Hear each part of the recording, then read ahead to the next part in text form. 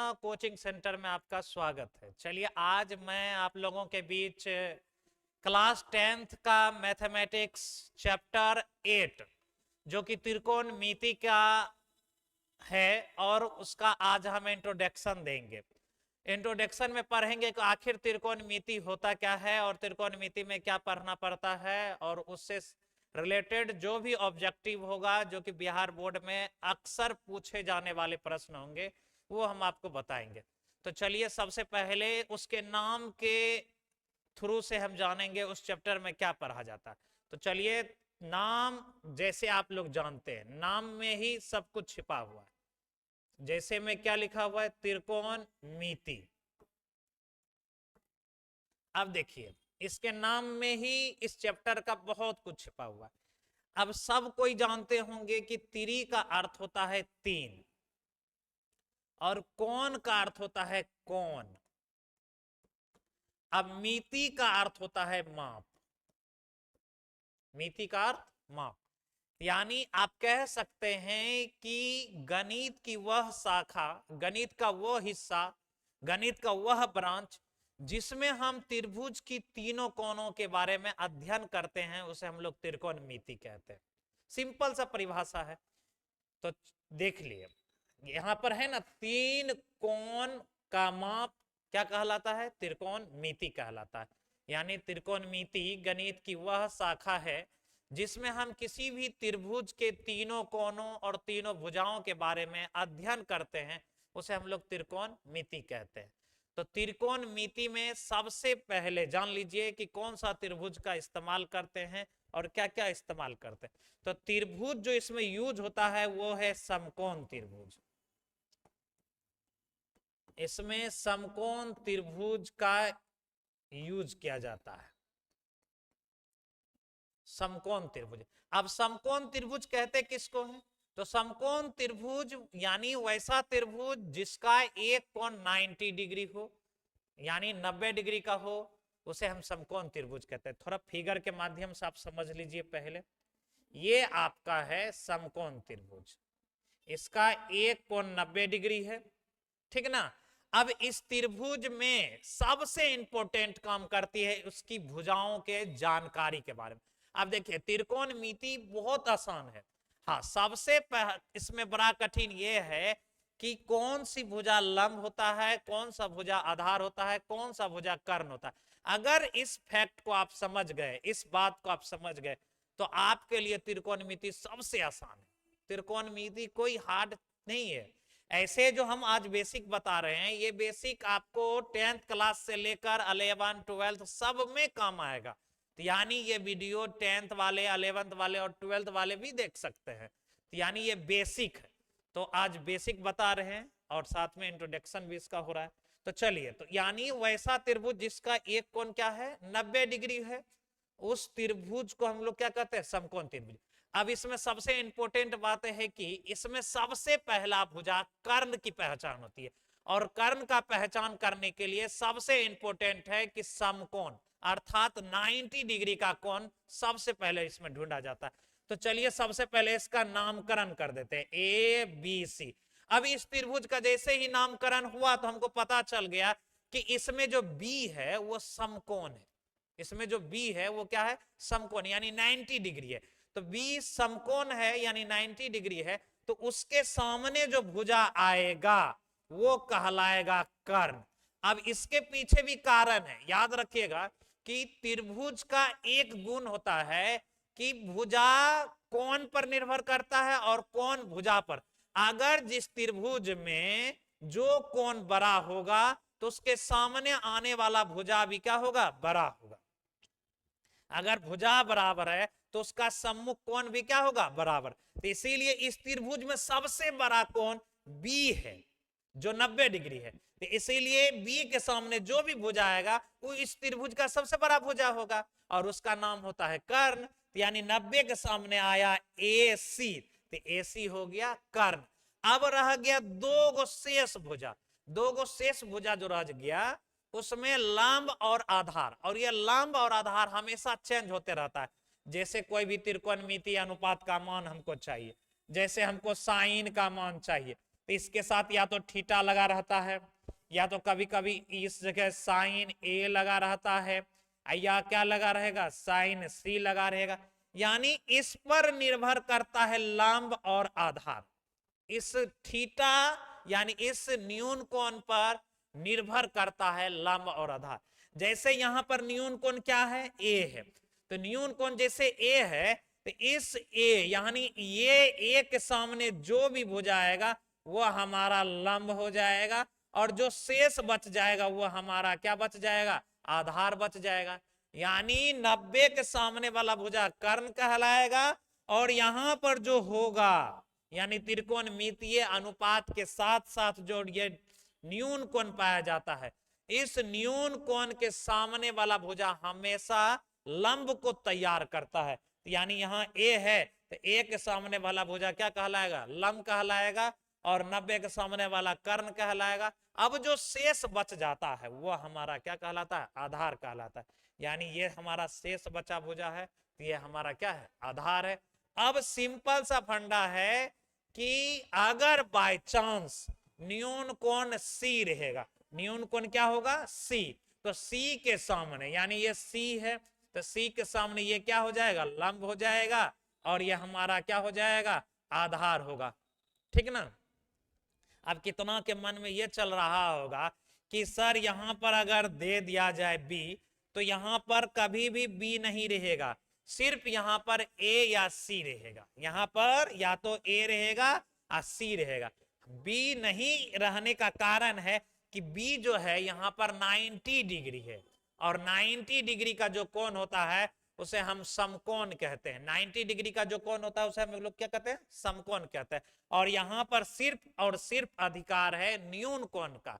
तो न्यून कोण का मतलब ही होता है कि 0 से बड़ा होगा और 90 से छोटा होगा। वही कोण त्रिकोणमितीय अनुपात के साइड में लिखा जाता है। तो आपने क्या समझा कि यहां पर सिर्फ न्यून कोण होगा। यानी जैसे में न्यून कोण इसमें ए और सी है, इसमें बी न्यून कोण नहीं है, बी समकोण है, क्योंकि बी 90 डिग्री का कोण है, और 90 डिग्री का जो कोण होता है वो समकोण कहलाता है। और यानी 0 से बड़ा और 90 से छोटा जो होता है वो न्यून कोण कहलाता है। तो आप यहां तक समझ गए। सबसे कठिन अगर त्रिकोणमिति में है तो यही है। बच्चा इसी में अक्सर फंसता है कि लंब और आधार चेंज हो जाता है। तो आपने देखा कि कर्ण कभी भी चेंज नहीं होता है। जैसे आप आकृति बना रहे हैं, समकोण त्रिभुज का आप फिगर बना रहे हैं, अगर फिगर बन गया तो डायरेक्ट उसमें 90 डिग्री का कोण देखिए, और जैसे आपको 90 डिग्री का कोण मिला उसके सामने वाला भुजा का नामकरण कर दीजिए कर्ण। अब जो शेष बच गया तो सबसे पहले उस सवाल में अगर लंब आधार देल है तो कर्ण निकाल लीजिए, कर्ण आधार देल है तो लंब निकाल लीजिए, अगर लंब कर्ण देल है तो आधार निकाल लीजिए। पहले ये प्रक्रिया कर लीजिए। उसके बाद में जब आप त्रिकोणमितीय अनुपात निकालने जाइएगा, उस कंडीशन में आप देखिएगा कि जो त्रिकोणमितीय अनुपात हम निकाल रहे हैं उसके बगल में थीटा है, तो किसी कोण में थीटा से संकेत कर देगा। अगर ए है तो ए तो लिखा हुआ है, यानी इसके सामने वाला भुजा लंब और वो कर्ण है, ये हो जाएगा आधार। अगर सी दर्शाया रहेगा तो सी के सामने वाला भुजा ये लंब और ये आधार हो जाएगा, कर्ण तो वही रहेगा। बस ये ध्यान में रखना। जब त्रिकोणमितीय अनुपात निकालने की बारी आएगी तब, उससे पहले आप अपना सारा प्रक्रिया कर लीजिएगा। तो चलिए इसी के साथ हम थोड़ा सा आगे बढ़ते हैं। अब त्रिकोणमितीय अनुपात आप पढ़ते हैं, त्रिकोणमितीय अनुपात, त्रिकोणमितीय अनुपात। अब जो ये त्रिकोणमितीय अनुपात है, इसी को हम लोग 11th में त्रिकोणमितीय फलन कहते हैं, 12th में भी इसको त्रिकोणमितीय फलन कहते हैं, यानी 10th में से त्रिकोणमितीय अनुपात बोला जाता है। यानी इसीलिए हम बोले कि ये 10th 11th 12th सभी के लिए वीडियो है। सही, ये बेसिक चीज है। बेसिक यहां से अगर सीख लेते हैं तो आपको सब में काम देगा। तो चलिए, तो त्रिकोणमितीय अनुपात की संख्या होती है 6, इसकी संख्या 6 होती है। अब 6 जो होती है इसकी संख्या, तो क्या क्या होता है ये जान लीजिए। अब 6 में सबसे पहले आता है साइन। साइन का हिंदी होता है जया। फिर इसका एक को आता है कॉस। कॉस का हिंदी होता है को जया। अब देखिए इसके बाद आता है टेन। टेन का होता है स्पर्श जया। ठीक ना। अब सिंपल सा फंडा है कि साइन का होता है लंब बटे कर्ण। लंब बटे कर्ण। इसका होता है आधार बटे कर्ण, यानी इसका होता है लंब बटे आधार। अब इसमें ढेर सारा फैक्ट है। बहुत सारा बच्चा इसको पढ़ता है मगर इसको सीख नहीं पाता, आखिर ये होता क्या। अब सिंपल सा फंड हम आपको बताते हैं कि ये जो आप देख रहे हैं इसमें बहुत सारा लॉजिक है। इसमें लॉजिक क्या है कि साइन एक संकेत है, इसका वास्तव में जया का ये परिभाषा होता है। जया का परिभाषा होता है कि न्यून कोण के सम्मुख भुजा तथा समकोण के सम्मुख भुजा के अनुपात को हम जया कहते हैं। क्या कहते हैं? जया कहते हैं। और जया को संकेत किससे करते हैं? साइन से। बच्चा के मन में चलता है कि सर साइन को ही लंब बटे कर्ण क्यों लिखेंगे, कोस को क्यों नहीं लंब बटे कर्ण लिख लेंगे, या कोस को आधार बटे कर्ण क्यों नहीं लिखेंगे। ये सब मन में ढेर सारा बात चलता है मगर वो सीख नहीं पाता है। उसको सिर्फ ये कहा जाता है कि ये 6 गो फॉर्मूला है, चलो भाई इसको याद कर लो, रट लो, सीख, बस रट लो, सीखना नहीं है, रट लो। तो आपने अभी क्या देखा कि न्यून कोण के सम्मुख, न्यून कोण के सम्मुख यानी न्यून कोण के सामने वाला भुजा लंब होता है, तथा समकोण के सम्मुख यानी समकोण के सामने वाला भुजा कर्ण होता है। अनुपात का अर्थ होता है बटे। इस अनुपात को हम लोग क्या कहते हैं? जया। और जया को संकेत करते हैं किससे? साइन से। इस हिसाब से साइन बराबर लंब बटे कर्ण होता है और कोस बराबर आधार बटे कर्ण होता है, टेन बराबर लंब बटे आधार होता है। अब एक और लॉजिक हम आपको बताते हैं, इसी में होता है आपका अगला कोसेक। समझ गए ना। अब कत्ते टीचर क्या कहता है जानते हैं कि चलो भाई 3 गो याद कर लो, 3 गो का उल्टा देना। आज तक नहीं बताया कि उलटता क्यों है। अब उलटने के पीछे भी कारण है। देखो इसका हिंदी होता है व्यूजया। इसका हिंदी होता है व्यूजया। व्यू का अर्थ होता है व्युत्क्रम। इसका अर्थ होता है व्युत्क्रम। और इसका शुद्ध मायने में अगर मतलब निकाला जाए तो इसका अर्थ होता है उल्टा। अब यहां पर पीछे छूट गया जया। जया का मतलब तो आप लोग जान ही रहे हैं, किसके बारे में चर्चा कर रहा है? साइन के बारे में। यानी जया का उल्टा यानी साइन का उल्टा। तो साइन लंब बटे कर्ण है तो इसका कर्ण बटे लंब हो जाएगा। आज आपने सीखा होगा इसका उलटने का पीछे का कारण क्या है। देख लिए ना।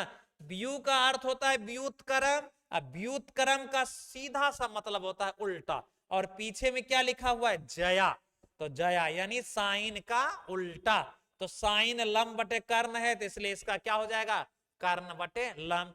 इसी के हिसाब से आपका सेक देख लीजिए। सेक का होता है व्यू को जया। अब देखिए व्यू का अर्थ होता है व्युत्क्रम, को जया का मतलब सब जान रहे हैं कोस।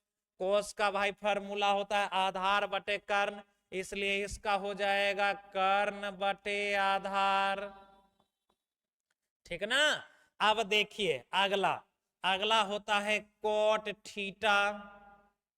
तो कोट का यहां पर स्पर्श जया है तो इसका हिंदी व्यू स्पर्श जया होता है। व्यू स्पर्श जया। इसका हो जाएगा आपका आधार बटे लंब। लिख लिए ना।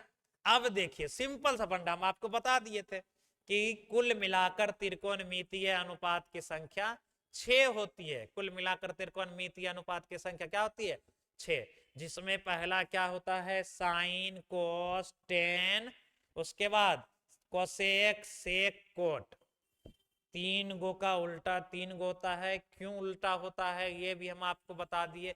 अब साइन बराबर ही लंब बटे कर्ण क्यों होता है ये भी हम आपको बता दिए। समझ गए ना।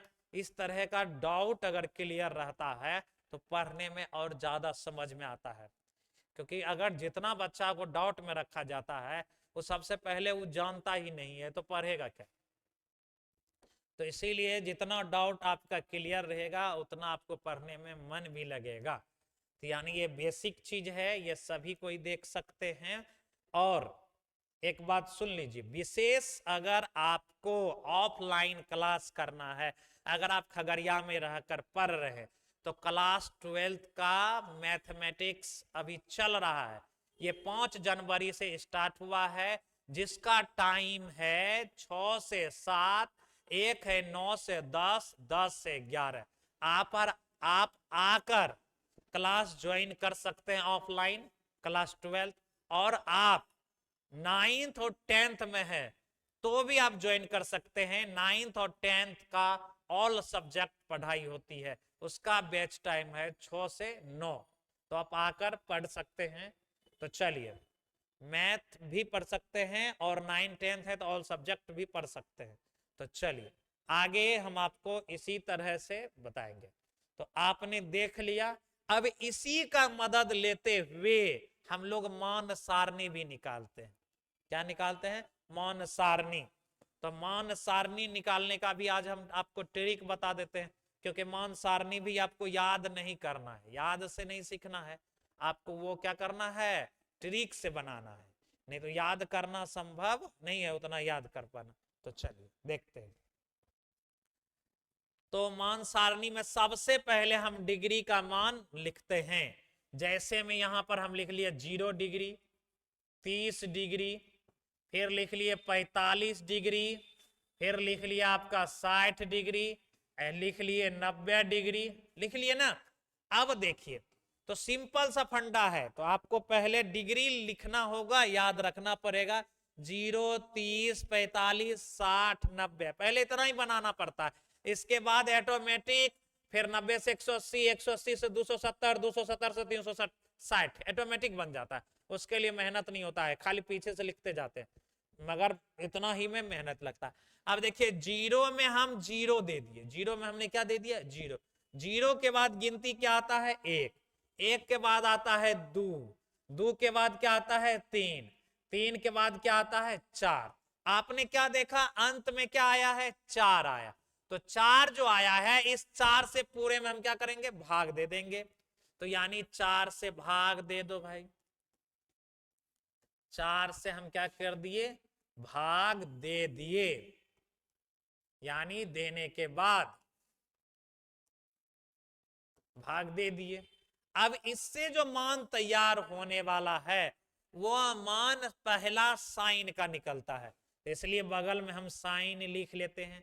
तो 0 में किसी संख्या से अगर भाग दिया जाता है तो उसकी वैल्यू 0 होता है, और 0 का वर्गमूल 0 ही होता है।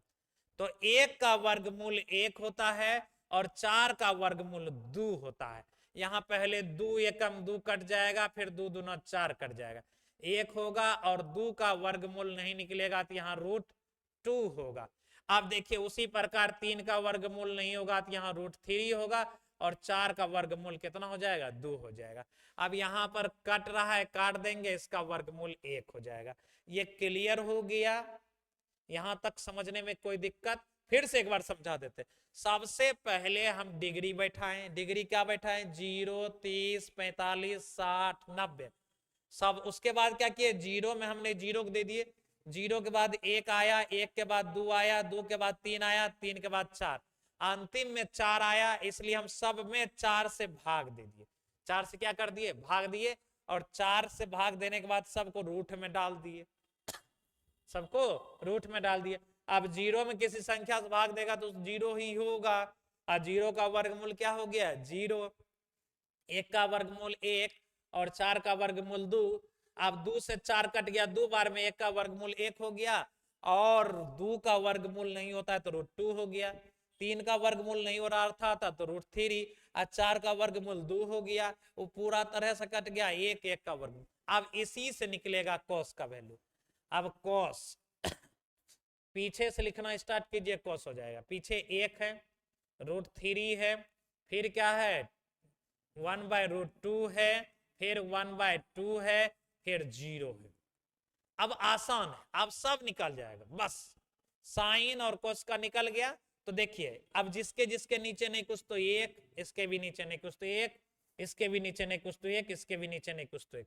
फार्मूला बनाने के लिए, आसान करने के लिए, साइन का फार्मूला होता है लंब बटे कर्ण, यानी एल बाय कर्ण।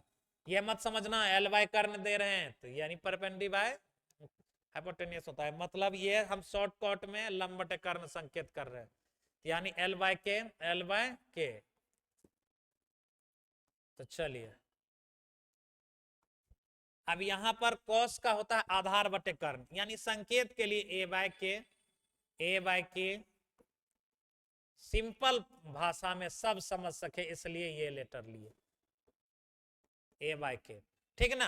अब हमको निकालना किसका मान है, टेन का। तो टेन का फॉर्मूला क्या होता है, लंब बटे आधार, यानी एल बाय ए। अब देखो एल का मान 0 है और आधार का मान 1 है, तो इसका मान 0 हो जाएगा। फिर इसमें लंब का मान कितना है, 1 है, आधार का मान √3 है। इसमें लंब का मान 1 है, आधार का भी मान 1 है, तो बराबर 1 हो जाएगा। लंब का मान √3 है, आधार का मान 1 है, तो बराबर √3 हो जाएगा। लंब का मान 1 है, आधार का मान 0 है, तो इसका मान इन्फिनिटिव हो जाएगा। याद रखना 0 में अगर भाग दे रहे हैं तो 0 ही होगा, 0 से भाग दे रहे हैं तो उसका मान इन्फिनिटिव होगा, उसका मान इन्फिनिटिव होगा, ये हमेशा याद रखना। अब किसका मान निकालना है, तो कोसेक का निकालना है। तो आप दुनिया का कोई भी चीज का मान निकालो आराम से निकल जाएगा।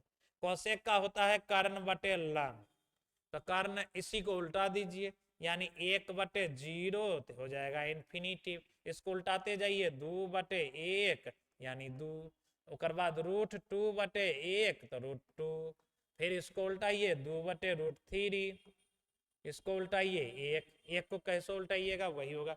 इसी तरह हो जाएगा आपका सेक का वैल्यू, इसी तरह आपका किसका वैल्यू हो जाएगा, सेक का वैल्यू हो जाएगा। तो आप आराम से सेक का वैल्यू निकाल दिए। तो आप इस चीज के हिसाब से मान सारणी बनाकर आप इस पर आधारित सवाल बना सकते हैं, ठीक ना। अब इसी पर आधारित सवाल बनाते हैं 2-4 गो।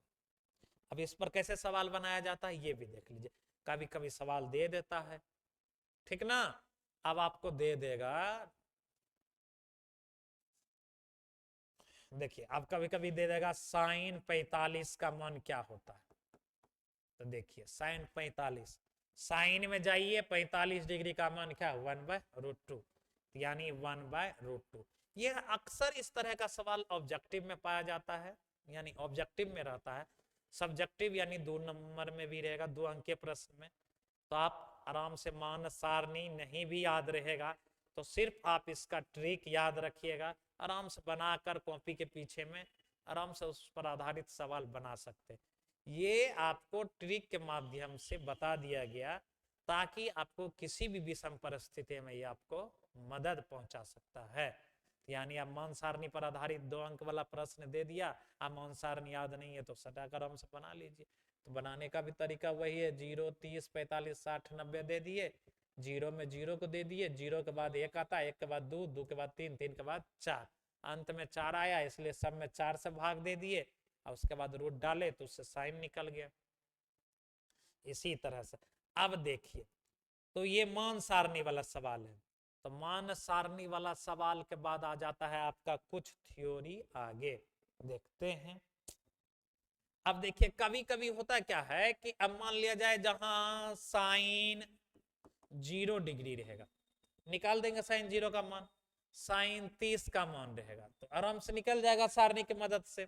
मान मांगेगा, सवाल में कहेगा मान निकालिए, अब साइन 45 का मान रहेगा तो निकल जाएगा, साइन 60 का मान मांगेगा निकल जाएगा, साइन 90 का मान मांगेगा निकल जाएगा।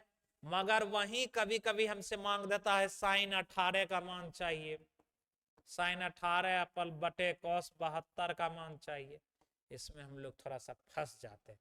जब किसी भी त्रिकोणमितीय अनुपात के अगर बगल में वैसे डिग्री हैं जो सारणी से मैच नहीं खा रहा है तो उसका आसान सा तरीका है कि चेंज करके आप बना सकते हैं, चेंज करके आप बना सकते हैं। और चेंज होने का भी एक तरीका होता है, चेंज होने का भी आप क्या होता है, तरीका होता है।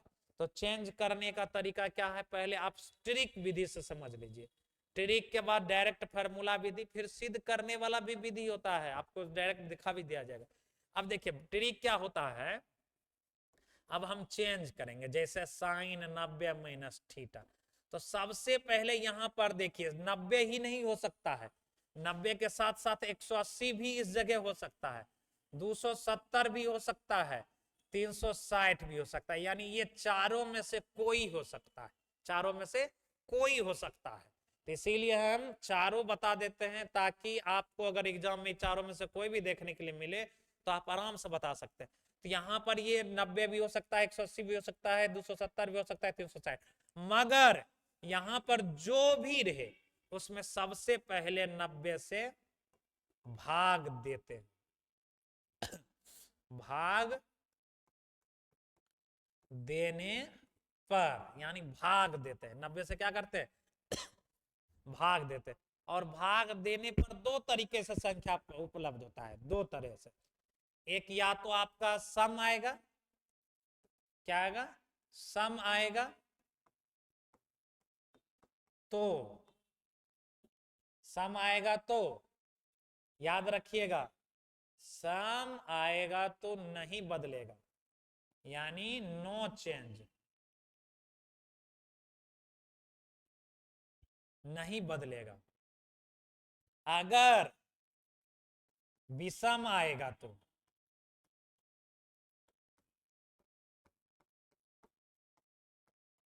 यानी चेंज होगा,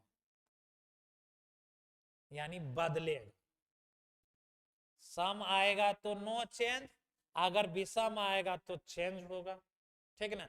और चेंज क्या क्या होता है, साइन चेंज होगा आपका कॉस में, और कॉस चेंज होगा आपका साइन में, सॉरी पूरा साइन लिख देते, ऐसे नहीं लिख, साइन में। आपका टेन चेंज होगा आपका कॉट में, और कॉट चेंज होगा आपका टेन, समझ गए ना। टेन चेंज हो रहा है कोट में, कोट चेंज हो रहा है टेन। सेक चेंज हो रहा है कोसेक में, और कोसेक चेंज हो रहा है सेक में। और साथ ही साथ चिन्ह का भी ख्याल रखना पड़ेगा, यानी चिन्ह को ख्याल रखने के लिए आप चतुर्थांश का प्रयोग करें। अब देखिए ये आपका हो गया फर्स्ट कोऑर्डिनेट, ये आपका हो गया सेकेंड, ये आपका हो गया थर्ड, ये आपका हो गया फोर्थ। इसमें आता है 0 से लेकर 90 डिग्री तक का ख्याल रखता है, और इसमें आपका आ गया 90 से लेकर 180 तक, और इसमें आ गया आपका 180 से लेकर 270 तक, और इसमें आपका आ गया 270 से लेकर 360 तक, ये चतुर्थांश के माध्यम से। अब इसमें होता है क्या, सभी त्रिकोणमितीय अनुपात धनात्मक होता है, सभी त्रिकोणमितीय अनुपात धनात्मक होता है, ठीक ना। और ई सेकेंड में सिर्फ साइन कोसेक प्लस होता है, सिर्फ साइन कोसेक। और तीसरा में सिर्फ टेन कोट प्लस होता है, और चौथा में कॉस सेक प्लस होता है, बस। इसमें साइन कोसेक प्लस होता है, बाकी सब माइनस। इसमें टेन कोट प्लस होता है, बाकी सब माइनस। इसमें कॉस और सेक प्लस होता है, बाकी सब माइनस। चिन्ह का भी ख्याल रखना पड़ता है क्योंकि ये सब है, तो ठीक है ना। इसीलिए हम पूरा डिटेल से बता दिए ताकि आपको बनाना आसान रहे, ठीक ना। तो चलिए हम आगे इसी तरीके से, अब शॉर्टकट तरीका में भी आप 10th वाला हिसाब से भी पढ़ सकते हैं। 10th वाला में डायरेक्ट आपको चेंज करने के लिए सिखा दिया जाएगा, साइन 90 माइनस थीटा क्या हो जाएगा, कोस थीटा, क्योंकि यहाँ पर आप 90 से भाग दीजिए, क्या बार में लगेगा, एक बार में। एक सम होता है, ये क्या होता है, सॉरी विषम होता है, तो विषम में क्या है, चेंज होगा। तो चेंज होगा तो साइन किस में चेंज हो रहा है, कोसे कोस में। और उसके बाद कॉस 90 माइनस थीटा तो हो जाएगा साइन थीटा। और टेन 90 माइनस थीटा क्या हो जाएगा, कॉट थीटा। अब कॉट 90 माइनस थीटा क्या हो जाएगा, टेन थीटा। और और sec 90 minus theta, sec 90 minus theta तो यानी हो जाएगा cosec theta. Cosec 90 minus theta sec theta. और देखिए 90 में से घट रहा है, यानी ये पाया जाएगा पहला चतुर्थांश में, इसलिए पहला में सभी त्रिकोणमितीय अनुपात प्लस में होता है, इसलिए सब में प्लस का चिन्ह है। वही अगर प्लस थीटा होता तो क्या हो जाता, वो सेकेंड पाद में चला जाता है। साइन और कोसेक वाला में सिर्फ प्लस होगा, बाकी सब में क्या हो जाएगा, ऑटोमेटिक माइनस हो जाएगा, ठीक ना। तो आपने देखा ये सब चीज, इसमें कोई प्रॉब्लम नहीं होगा, क्योंकि सबसे पहले बदलने का ट्रिक भी बता दिए और लिख भी दिए, आपको समझा भी दिए, ठीक ना। तो चलिए आगे इसमें थोड़ा सा और है बेसिक, एक दो गो फार्मूला, तो वो भी हम आपको बता देते हैं। तो अगला है 3 फार्मूला होता है sine theta into cosec theta बराबर 1 होता है, ठीक ना। तो साइन थीटा, अब देखिए सबसे पहले बराबर 1 होता है, ये चीज हम आपको दिखाकर इससे फार्मूला बना देंगे। तो चलिए सबसे पहले LHS से चलेंगे, ठीक ना। तो LHS में आपका है sine theta into cosec theta बराबर 1 करना है, तो दिखाते हैं बराबर 1 कैसे होता है, क्योंकि सब चीज हम आपको एक एक बिंदु पर जानकारी देकर क्यों होता है कैसे होता है हम सब शुरू से बता रहे। तो साइन का होता है लंब बटे कर इंटू कोसेक का होता है कर्ण बटे लंब। तो लंब लंब कट गया, कर्ण कर्ण कट गया। अब देखिए यहां पर क्या तैयार होगा, 1। अब इससे फार्मूला बनाएंगे तो समझ में ज्यादा आएगा। तो साइन थीटा बराबर कोसेक इधर प्लस इंटू में उधर जाके डिवाइड में कोसेक थीटा। अब कोसेक थीटा बराबर आपका हो जाएगा 1/साइन थीटा, ठीक ना। इसी प्रकार आपका 3 गो फार्मूला होता है। एक होता है cos theta into sec theta बराबर 1 होता है। तब LHS से पहले चलेंगे तो LHS से, यानी cos theta into sec theta, तो कॉस का होता है आधार बटे कर्ण, इसका हो जाता है कर्ण बटे आधार। तो आधार आधार कर्ण कर्ण कट गया तो बराबर 1 हो गया। अब इससे फार्मूला बनाएंगे तो कॉस थीटा बराबर हो जाएगा 1/सेक थीटा और सेक थीटा बराबर हो जाएगा आपका 1/कॉस थीटा। क्लियर। अब इसी तरह एक फार्मूला और बनेगा tan theta into cot theta बराबर 1। अब देखिए सबसे पहले LHS से चलेंगे। LHS यानी tan theta into cot theta. अब देखिए टेन का होता है लंब बटे आधार इंटू इसका होता है आधार बटे लंब, यानी लंब लंब कट गया आधार आधार कट गया तो बराबर 1। अब इसी जिस तरह इसका दुगो फार्मूला बना उसका भी दुगो फार्मूला। हम सबसे पहले आपको पूरा चीज बताते हैं ताकि वो कैसे हुआ क्यों हुआ, तब जाके सवाल, अगर फार्मूला आपको समझ में आ जाएगा तो सवाल समझना बहुत आसान है।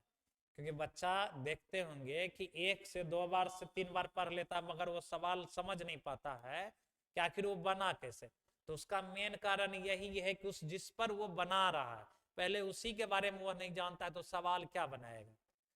तो अभी के समय में बहुत सारा यही फैक्ट होता है, गणित सबसे इजी होता है परंतु बच्चे के नजर में गणित सबसे हार्ड माना जाता है।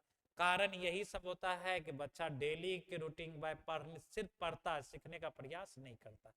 आप अगर गणित को सीखना चाहते हैं तो ज्वाइन करें प्रेरणा मैथमेटिक्स क्लास।